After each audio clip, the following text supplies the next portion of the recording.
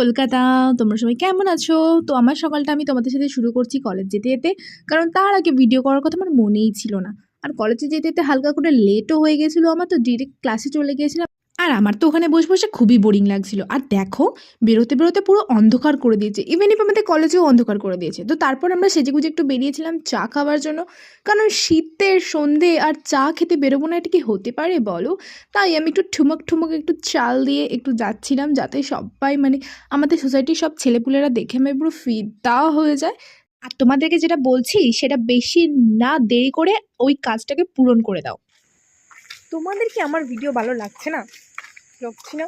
Please ভালো তাড়াতাড়ি আমার চ্যানেলটাকে সাবস্ক্রাইব করো, আর অনেক অনেক লাইক করো, অনেক অনেক শেয়ার করো আমার ভিডিও।